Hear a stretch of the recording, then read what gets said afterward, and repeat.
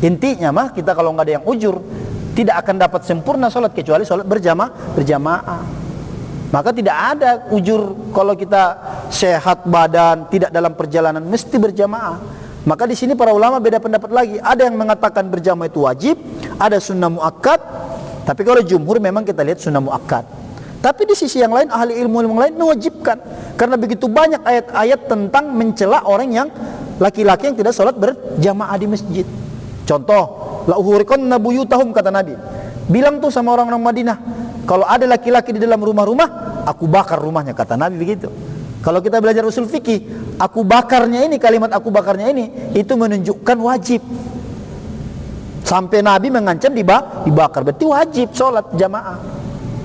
Apalagi namanya menisbatkan diri ahli sunnah wal jamaah. Jadi kalau ada orang hari ini, Ustadz, mohon maaf, bapak-bapak harus lihat, walaupun katanya ahli sunnah wal jamaah, udel-udel segala macam, tapi kagak pernah sholat berjamaah, ya gak usah diikutin dah.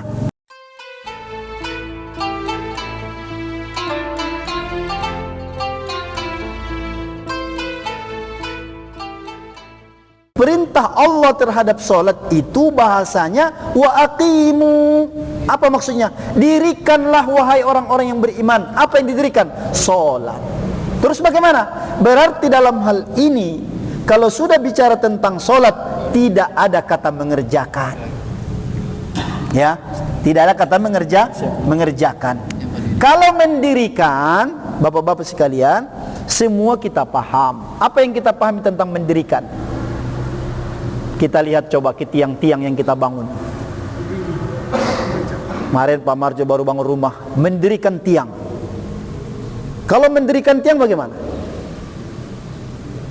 Bagaimana caranya supaya tiang itu berdiri? Caranya adalah mesti terpenuhi unsur-unsur yang dibutuhkan oleh tiang itu. Pemahamannya bagaimana? Orang kalau tidak mendirikan sholat, bimakna hanya sekedar mengerjakan, itu dipastikan sholatnya tidak berpengaruh apa-apa untuk pribadinya. Makanya ini hati-hati. Meskipun kalimat sholat ini sudah kenyang telinga kita mendengarkannya, tapi ini malam ini coba kita tadabburi perintah Allah ini. Wa aqimu, yang diperintahkan Allah terhadap sholat adalah mendirikan, bukan mengerjakan. Kalau mengerjakan itu semua bisa. Anak kecil bisa mengerjakan sholat, anak yang kurang mampu akalnya bisa mengerjakan sholat, bahkan orang gila bisa sholat nggak orang gila? Bisa, tapi tidak dalam ranah mendirikan, hanya sekedar mengerjakan. Kita berlindung kepada Allah Subhanahu Wa Taala. Kalau umur kita sudah 60 tahun hari ini, ternyata 35 tahun, 40 tahun, sholat yang kita kerjakan baru hanya sekedar mengerjakan, belum ada yang didirikan. Na'udzubillah wal iyadzubillah min dzalik. Kenapa terjadi? Lalai terhadap ilmunya, sehingga kita sholat selama ini sholat asal-asalan. Adakah orang seperti itu? Banyak, bapak-bapak sekalian, banyak. Apa indikatornya? Agar kita bisa membedakan mana yang mendirikan, mana yang mengerjakan. Indikator yang paling nyata adalah Allah sendiri juga yang memberikan benang merahnya. Apa itu? Inna sholata tanha anil fahsya wal munkar. Itu benang merahnya. Berarti kalau kita sudah mendirikan sholat, mesti sunnatullah berlaku. Apa sunnatullahnya? Orang tersebut terhindar dari fahsya dan mungkar, berbuat keji, dosa yang berbuat keji dan mungkar. Mesti begitu. Fahsya itu apa? Ulama memang debatable. Debatable itu ya banyak ikhtilaf. Tetapi kita ambil yang lebih banyak pendapat ulama tentang fahsya adalah perbuatan-perbuatan dosa yang mengarah kepada seksual. Kalau mungkar non seksual, sama-sama maksiat. Makanya ada orang matanya jelalatan, tapi nggak pernah nyuri dia orang. Sepanjang hidupnya mungkin dia nggak pernah mencuri, nggak pernah. Tapi kalau udah urusan mata, urusan zina, urusan perempuan, dia datuh rajanya. Fahsya. Ada orang yang namanya mata dijaga, sepanjang hidupnya nggak pernah berzina, tapi yang namanya nyolong, nipu, tipu-tipu, itu adalah kebiasaannya. Jadi yang Allah perintahkan itu dengan sholat itu, maka orang itu terhindar dari fahsya wal munkar. Begitu bapak sekalian. Jadi ini alat ukur. Makanya dalam ajaran Islam ini subhanallah, enggak ada yang abu-abu. Rumusnya jelas. Innal halal bayyinun wa innal haram bayyinun. Enggak ada yang abu-abu dalam Islam ini. Saya mau post rada-rada, enggak ada rada-rada. Semuanya jelas. Maka oleh karena itu kesalahan yang mendasar dari kita adalah mungkin barangkali kesalahan pada titik-titik yang itu sangat fundamental dan esensial, termasuk dalam urusan sholat. Mungkin sampai hari ini kita merenung, jangan-jangan belum mendirikan. Namanya mendirikan terdiri unsur-unsur di sana. Mendirikan tiang ada pasir, ada batu, ada semen, ada cat. Baru tiang itu berdiri dengan kokoh. Sama dengan sholat. Kalau mendirikan ada khusyuk, ada bersuci dengan benar, ada menjaga hati, barulah kemudian dia mendirikan sholat. Kalau dia sengaja bermain-main di hadapan Allah, Allahu Akbar, begitu habis takbiratul ihram, dibiarkan hatinya digoda oleh setan, tentu itu tidak mendirikan. Walaupun kita tidak mengatakan orang khusyuk itu orang yang tidak menyadarkan diri, tidak. Tapi orang khusyuk itu adalah orang yang sholat menyadari bahwa dirinya sedang berkomunikasi dengan Allah Subhanahu Wa Taala.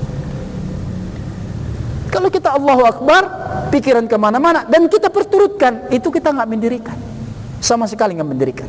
Terus bagaimana solusinya kata ulama? Kapan setan menggoda, melalaikan hati kita, ingat lagi ya Allah, ingat lagi. Dalam sholat 2 rakaat kita ingat 10 kali, lalai 10 kali, nggak apa-apa.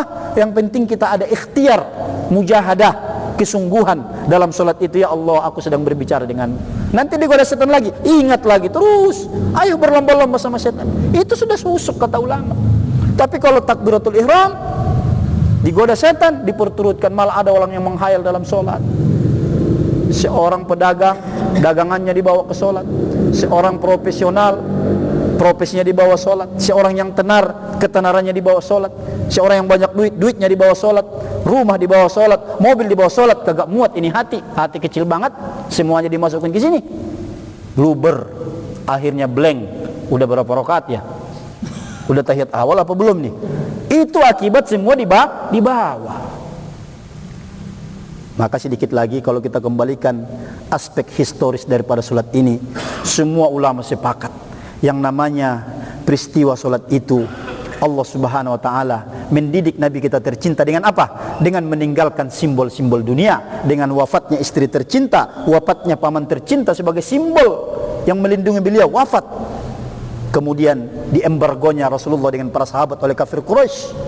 Itu semua simbol-simbol dunia. Setelah penderitaan yang begitu hebat, yang Nabi ketika itu tidak ada tempat mengadu, pasrah udah, Allah berikan hadiah berupa Mi'rajul Mu'minin, lanjut ke Sidratul Muntaha.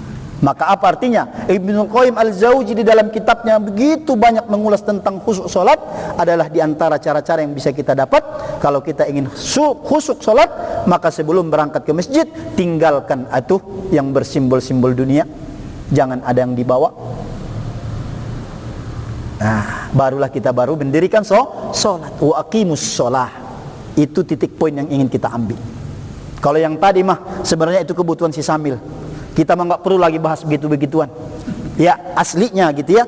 Itu kebutuhan si Samil. Yang kita sekarang ini bagaimana kita merenung tadabbur malam ini, apakah salat yang sudah berjalan selama ini sudah mendirikan atau hanya sekedar mengerjakan? Itu yang menjadi titik renungan kita.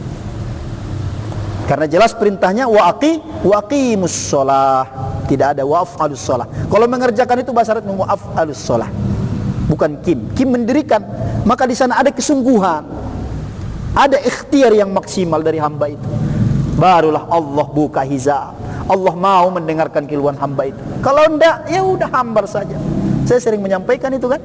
Nah, ini adalah renungan kepada kita semua agar di hari-hari yang akan datang semoga solat ini, dan yang terpenting Masya Allah ya Bapak-Bapak sekalian, solat ini adalah satu sarana yang dihadirkan Allah lewat Rasulullah. Apa? Wasta'inu bis sabri was salah. Sarana kita minta tolong Pak kepada Allah. Masya Allah. Sarana kita ngerengek-rengek kepada Allah. Sarana kita mohon kepada Allah. Wasilah kita mendapatkan pertolongan Allah lewat apa? Wasta'inu bis sabri was salah. Dengan solat dan sabar. Makanya ini kita pantengin. Makanya itu juga kita menjadi paham kenapa solat nanti adalah amal yang pertama sekali dihisab. Karena begitu urgensinya dalam kehidupan kita, Nggak boleh main-main dalam sholat ini. Aqim. Orang yang sudah belajar paham, berangkat dari rumah, di dalam benaknya saya aqim. Saya akan mendirikan sholat, bukan mengerjakan. Maka mulai dari mengambil air wudu sudah dikondisikan lahir dan batin jiwa. Kita mujahadah agar kita terhindar daripada bisikan-bisikan setan. Nah, inilah intisari daripada ayat ini. Dan inilah manfaatnya kalau kita mengaji dan mengkaji. Akhirnya apa yang kita hafal itu bertenaga ketika kita membacanya. Kita paham makna dan tujuannya. Mudah-mudahan kita semua termasuk orang-orang yang mudah-mudahan ya, sisanya ini kita sering mengatakan sisa ya, supaya kita nggak terlalu kepercayaan di diri, kegeeran maksudnya. Kalau udah sisa berarti tinggal sedikit. Yang sedikit ini jangan sampai cacat. Jangan sampai cacat. Terutama masalah sholat. Bahkan kata ulama, orang kalau sholatnya benar, walaupun perbuatan hamba itu banyak maksiat di luar, itu sholat yang benar itu akan mengarahkan, mengkondisikan hamba itu pada kondisi yang baik. Artinya Allah lewat sholat yang baik itu nanti tertutup dosa-dosa yang lain, dan dia tidak mau lagi melakukan dosa itu. Nah, itu hebatnya sholat itu. Dengan sholat yang benar itu, yang mendirikan itu, walaupun mesti ada dosa-dosa yang lalu, itu bisa ditutup, bisa dihapuskan sama Allah Subhanahu Wa Taala. Tapi syaratnya waqim, jangan mengerjakan doang. Maka tidak ada amalan yang paling mulia, paling abdul, paling kita prioritas di dunia ini adalah sholat. Mesti sesibuk apapun, hayya 'alas sholat. Dengar, berhenti dulu. Hamba yang berhenti dari aktivitasnya bisa berhenti lillahi ta'ala, itu dahsyat sekali. Bukan berhenti karena mau nyuci tangan, bukan. Tapi berhenti karena mendengarkan panggilan Allah Azza wa Jalla. Itu luar biasa. Dan kalau ini istiqomah kita tetapkan dalam diri kita, maka nanti dengan sendirinya kita mendapatkan halawatul iman. Apa itu halawatul iman? Nikmatnya, manisnya iman itu. Kalau sekarang mah wallahu a'lam ya, kita belum merasakan manisnya iman. Sebab kalau orang merasakan manisnya iman itu nggak ada. Dalam hatinya selalu Allah, Rasulullah. Nikmat saja. Mau apapun yang terjadi udah. Apakah kehebatannya? Bukan. Itu diberikan Allah Subhanahu Wa Taala. Makanya ketenangan itu nggak bisa dibeli, Pak. Wallahu anzalas sakinata fi qulubil mu'minin. Kalau kita urai lagi dengan kaidah bahasa Arab, itu luar biasa. Anzalas sakinata fi qulubil mu'minin. Mereka itulah yang diberikan Allah ketenangan, ketentraman jiwa. Kenapa? Karena mereka tadi memenuhi syarat. Di antaranya mereka dalam sholat aqim. Wa aqimus sholat. Ya, jadi bagus ya. Memang kita harus banyak-banyak berdiskusi. Ya, jangan karena faktor-faktor yang remeh-temeh kemudian kita tidak berani membuka, begitu ya. Jadi mestinya memang sikap seorang mukmin itu segala apa yang meragukannya diungkap. Karena prinsip dasar da'ma yuribuka ila ma la yuribuka. Begitu kata Rasulullah. Tinggalkan apa-apa yang meragukanmu untuk menuju kepada apa yang kau yakini. Itu prinsip kita. Jadi enggak boleh ragu-ragu dalam hidup ini. Nah, berkaitan dengan pertanyaan Pak Marjo, sebenarnya begini Pak. Jawabannya kalau ditanya apakah benar seperti itu, jawabannya dua. Bisa benar, bisa salah. Benar itu kalau bagi orang-orang yang makomnya sudah tinggi. Karena Buya Ar-Raji Hashim itu, ini perlu juga saya sampaikan ya, beliau itu backgroundnya banyak dilatar belakangi ilmu-ilmu tasawuf. Jadi kalau misalnya orang awam mendengarkan ceramah beliau itu bisa pusing. Ya gimana nggak pusing? Kita udah sholat masih dikatakan fasik. Tapi bagi orang-orang yang memang sudah ma'rifatullah itu betul. Karena wali-wali itu subhanallah, mereka cacat sedikit pun gelisah. Makanya tadi kalau ditanya itu benar apa tidak, benar bagi orang-orang yang sudah makom arif billah, tapi salah bagi orang-orang yang awam. Kalau itu kita bawa kepada ranah orang awam, ya tentu semua orang yang sholat tidak akan berterima lagi, bahkan dikategorikan fasik. Maka dalam agama ini ada proses, ada tahapan. Untuk itulah Al-Quran pun turun tidak sekaligus. Kalau bisa kan Allah bisa saja menurunkan langsung kan, tapi tidak. Di antara hikmahnya yang dikatakan oleh para ulama tafsir adalah agar hati dan Nabi dan hati para sahabat dan hati kita umat ini kuat menerima tahapan-tahapan itu. Jadi itu yang pertama yang harus kita pahami, bahwa memang dalam beragama ini, mohon maaf ya, hari ini memang harus kita mengaku jujur, kita sudah terlambat belajar agama. Mohon maaf aja. Harusnya bicara topik-topik sholat, wudu, tohar, udah nggak kita bahas di umur kita yang segini, mestinya. Tapi kenapa ini terjadi? Ya inilah memang. Ya, kalau diurai, diurut ke belakang nanti ketemu sih sebenarnya ya. Nah, cuman kan itu panjang gitu. Cuman yang ingin saya sampaikan adalah bahwa dalam memahami agama ini, yang pertama,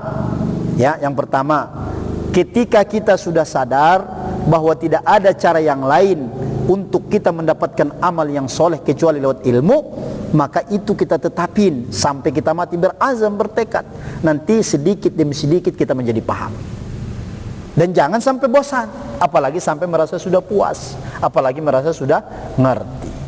Jadi sekali lagi berkaitan dengan pertanyaan tadi itu, apa yang disampaikan oleh Buya Ar-Raji Hashim itu konteksnya, ya, tekstualnya seperti itu kan. Orang yang sholat, yang lalai itu masih kategori fasik. Tekstualnya seperti itu, tapi konteksnya itu untuk orang-orang sufi, untuk orang-orang yang levelnya itu, kalau dalam kita belajar tauhid itu, belajar Al-Hikam misalnya, ada level-levelnya, tazalli, takhalli, tahalli. Yang pertama kita mengosongkan dulu tadi dunia, kemudian diisi dengan kebaikan-kebaikan, kemudian ketiga sudah tuh ma'rifatullah, hanya Allah, Allah, Allah, Allah. Nah kalau level orang seperti ini, dia sholat dengan tadi mengingat yang lain, imam fasik. Bahkan ulama lain berkata itu dia maksiat, itu sholat itu. Ada orang sholat tadi yang saya sampaikan tadi, Allahu Akbar, kemana-mana pikirnya. Sebagian ulama tadi, ulama-ulama sufi tadi, itu mendefinisikan itu udah sholat yang maksiat, bukan ibadah, dia sedang maksiat. Nah, terus bagaimana solusinya? Bagaimana jalan keluarnya? Insya Allah bagi kita level yang awam tadi, asal jangan berhenti gitu loh. Kalau kita tidak berhenti, ini udah on the track. Bagi kita yang awam tentu berlakulah ayat la yukallifullahu nafsan illa wus'aha. Semampu kita dah, insya Allah Allah berikan balasan. Tapi tanpa merasa puas, tanpa merasa hebat, tanpa merasa sudah pintar. Terus proses berjalan. Nanti lama-lama kita pun terupgrade kualitas sholatnya. Begitu. Jadi itu ungkapan itu ya tentu beliau menyampaikan sesuai dengan ilmu. Tapi sasaran konteksnya itu adalah bagi orang-orang yang levelnya sudah arif billah. Maka arif billah itu sholat masih menerawang, ya fasik. Fasik itu bermakna pelaku maksiat. Nggak bisa. Terus mungkin Pak Marjo kepengen benar-benar sempurna, bisa Pak, insya Allah bisa. Dan kita sesuai level kita Pak, biqadrillah. Kita bisa sesuai level kita. Kalau memang level kita di sini, kita sholat dengan seperti ini, insya Allah. Makanya kalau kita lihat dalam hal ini, khusyuk dalam sholat itu apa sih? Menurut pendapat jumhur, adalah pendapat jumhur khusyuk dalam sholat ketika orang itu sadar sedang berkomunikasi dengan Allah. Itu dah khusyuk. Adapun tadi kualitas-kualitasnya memang tergantung pengalaman spiritual dan ilmu masing-masing. Tapi yang dikatakan khusyuk dan tidak lalai ketika dia sadar bahwa dia sedang berkomunikasi dengan Allah. Itu yang perlu kita jaga. Makanya tadi saya jelaskan kan, Allahu Akbar, ingat duit, ingat apa. Kita sadar, jangan diikutin, lawan lagi, ya Allah enggak, ingat lagi Allah. Terus sampai salam, itu khusyuk udah. Bagi level kita. Tapi kalau ini kita sampaikan pada tadi, ulama-ulama, wali-wali, kayak Syekh Mutawalli Sya'rawi, waliullah, Masya Allah. Kalau wali-wali itu Pak, mohon maaf, kapan dia pengen mimpi sama Rasulullah bisa. Syekh Yasin Al-Fadani, saya dengar sendiri ungkapannya Said Agil Al-Munawar, mantan Menteri Agama, rektor di UIN. Itu kan gurunya beliau itu kan Syekh Al-Fadani itu. Itu Syekh Al-Fadani kalau mau, ada orang nih nanya misalnya mahasiswa dia ragu, besok ya jawabannya katanya. Kenapa dia bilang besok? Kata Said Agil Munawar, dia malamnya bersuci, berdoa, ngaji segala menjikir, ngomong, mohon sama Allah, ya Allah, tolong nanti saya mau bertemu dengan Rasulullah. Bertemu Rasulullah. Nabi datang, ngobrol lama dalam mimpi. Kenapa? Bukan, jadi dia ingin bertanyakan persoalan tadi. Tapi dia nanyanya bukan sama saya lagi, sama Rasulullah langsung nanya. Lewat mimpi. Kenapa bisa? Ya itu tadi, hijab kita ini kan, kenapa kita ini sobat? Kenapa kita nggak mendapatkan halawat ilmu dalam sholat? Hijab masih tebal. Apa hijab itu tadi? Cinta dunia, pikiran yang kotor, riya, iri, syirik, namimah, ghibah, riba. Ya gimana mau ketemu? Rahmat rahim Allah aja nih, makanya kita masih bisa begini nih mah. Ya, Bukannya karena amal kita kalau kita ini, karena Allah Rahman Rahim masih kita begini. Tapi kalau wali-wali Allah itu la haula wala quwwata, itu sampai sedemikian tuh kedekatannya, karena itulah kebersihan suci. Bisa nggak seperti itu? Ya wallahu alam, kayaknya berat banget. Ya, itu mah istilahnya apa ya? Ya untuk memotivasi kita aja. Tapi yang pasti dalam sholat ini yang perlu kita jaga adalah jangan sampai terkategori yang lalai. Apa yang lalai itu? Satu, jelaskan ayatnya. Fawailul lil musallin, maka celakalah orang-orang yang sholat. Siapa? Satu, alladzina hum fi sholatihim sahun.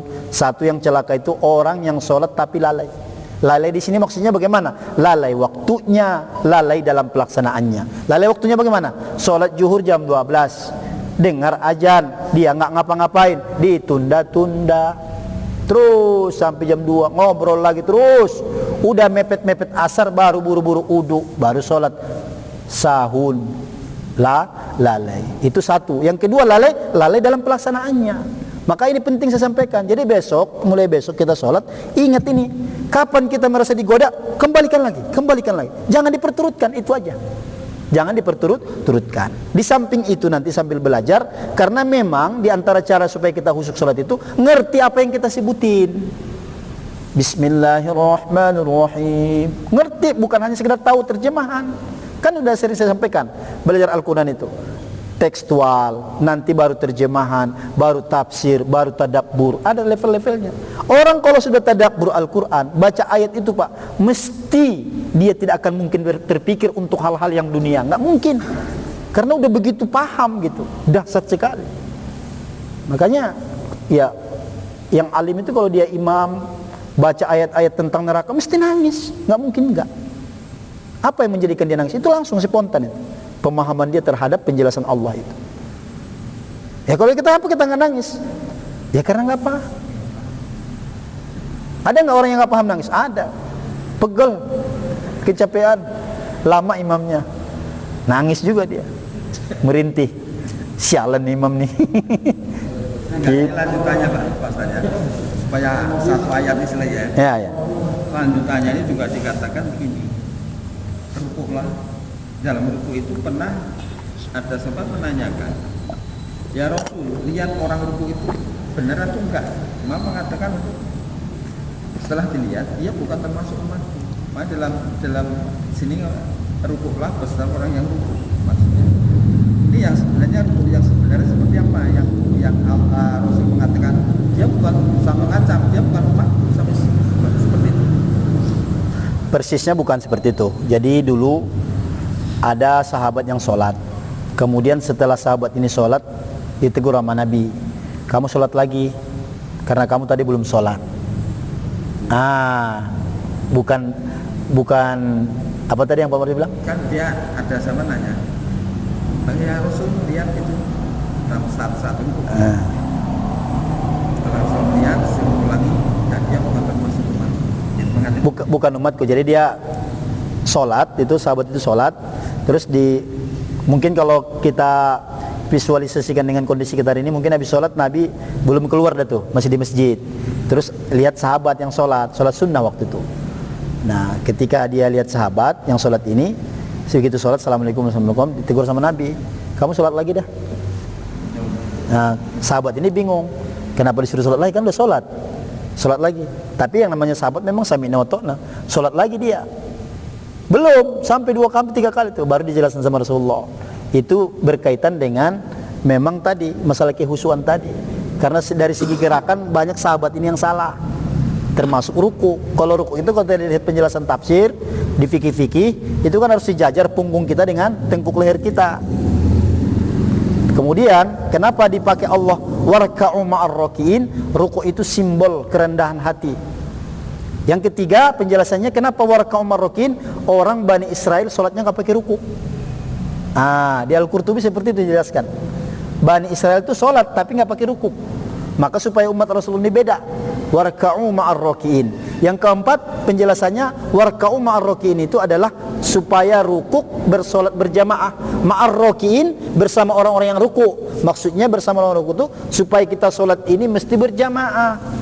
Tadi kalau saya terusin penjelasan sholat ini sampai ke berjamaah, sebenarnya intinya mah kita kalau nggak ada yang ujur tidak akan dapat sempurna sholat kecuali sholat berjamaah.